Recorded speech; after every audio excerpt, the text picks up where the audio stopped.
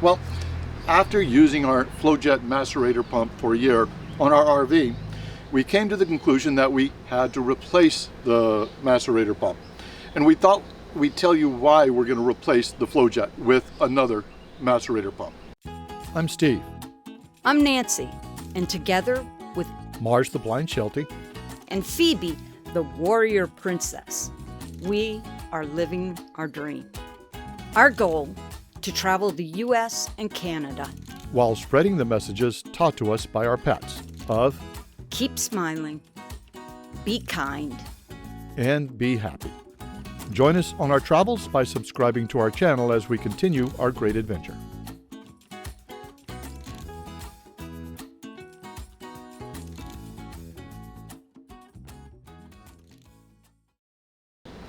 So here's the Flojet, and we've replaced it with a Sprance Macerator Pump, really an off-brand name we had not heard of before until we started looking at different macerator pumps on Amazon. This one comes in almost half the price of the Flojet. And the Flojet we originally purchased because we saw good reviews on it. A lot of other YouTubers like ourselves were using it and had good luck with the Flojet.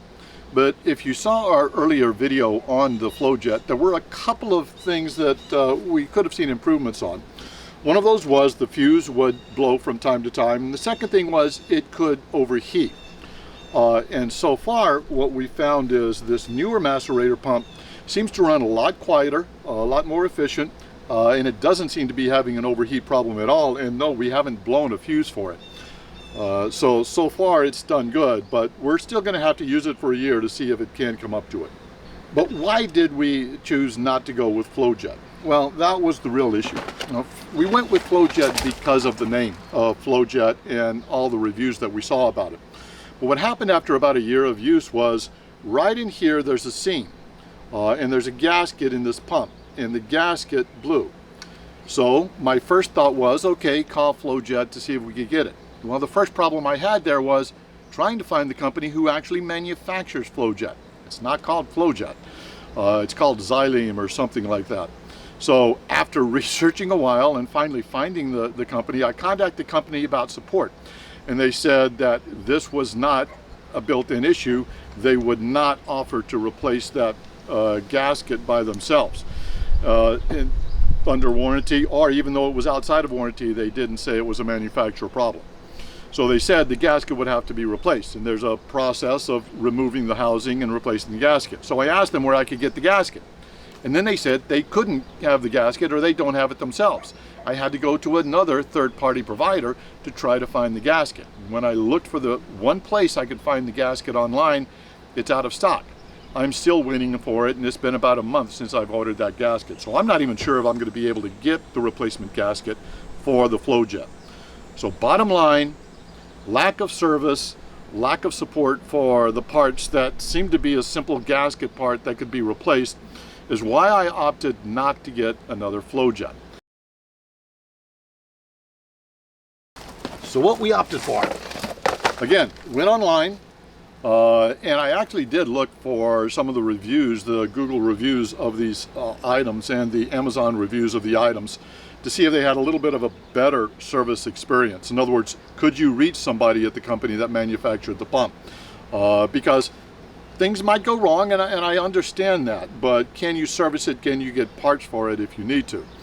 I'm not 100% sure what's going to happen with this. If I do have to get service or parts, we're going to find that out in the future, and I'll update the comments below if that does happen.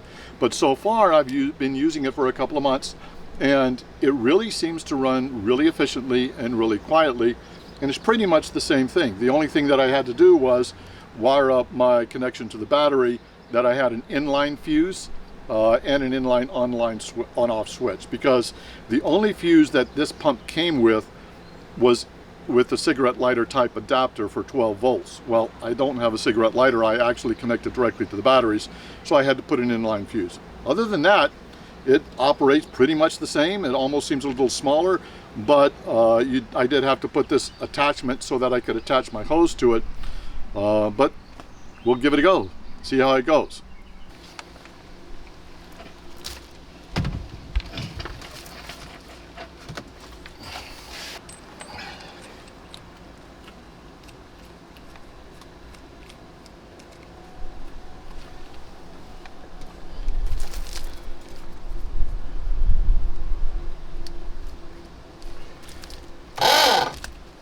So I've got the macerator hooked up, same as the older macerator. Test with gray water and then flush the black tank. A little gray. Seems to be flowing good.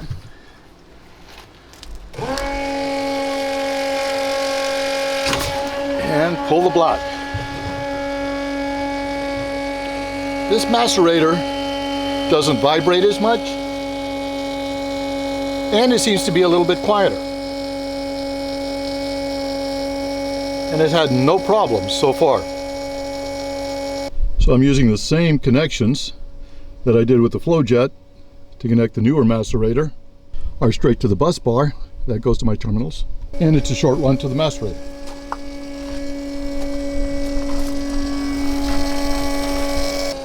The other thing I've noticed with this newer macerator pump, it really runs pretty smooth, and even when it's confronted with solids, a wad of toilet paper or solids from the black tank, it seems to very efficiently manage that without drawing down or slowing down the macerator pump very much at all.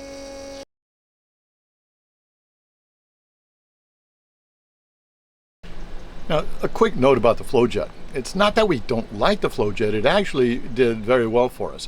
And we pushed it to its limit. For example, we were running runs of about 100 feet for the hose, which it says it only is rated for 75 feet. We made sure we weren't going uphill, so we felt we were pretty good. Matter of fact, we were going downhill with some of that. We also, in some places, were able to use a rigid hose, but in other places we're using a AquaJoe that's a flexible hose, and even though it's a 3/4 inch hose, it still might put a little bit more pressure on the pump when it's trying to push it through. And we did use it a lot. We probably used it definitely more than 6 months out of the last year when we were in places that we could use the macerator pump instead of just a direct dump. So we were using the pump quite a bit. And away we go.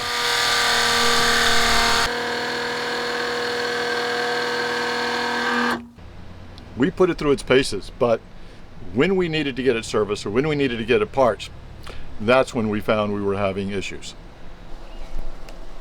I will miss having the nice case that we have with the Flojet. This is what I have to store the new macerator pump in.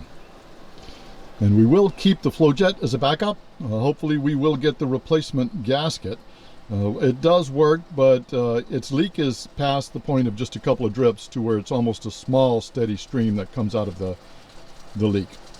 So hopefully we don't have to use it as a backup, but it's here in case we need. So I've only used the new macerator pump for about 2 months, so I don't know that I'm ready to say that it definitely is the macerator pump you should get. However, first impressions, I definitely think it's operating better than the Flojet. We'll only have to wait and see. So we'll use it after a year, and we'll update the comments below about our experiences.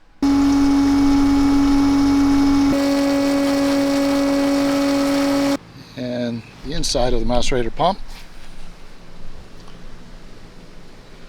very similar. So far I've been really happy with this. So my recommendation to you, if you're looking for a macerator pump, Flojet has a good name. And if you want to go with a good name, go ahead and go with the Flojet. But I'd recommend looking for a third-party pump. This one, Sprance, we'll see how it goes. But look at the reviews, and specifically look at the reviews about service and parts for those macerator pumps in case you need to get those. Other than that, good luck. Macerator pumps are great to have. We use them all the time in our RVs, especially when we're mooch docking at someone's house and we can just dump in the septic system. So good luck with your purchase, and as always, keep smiling and be kind.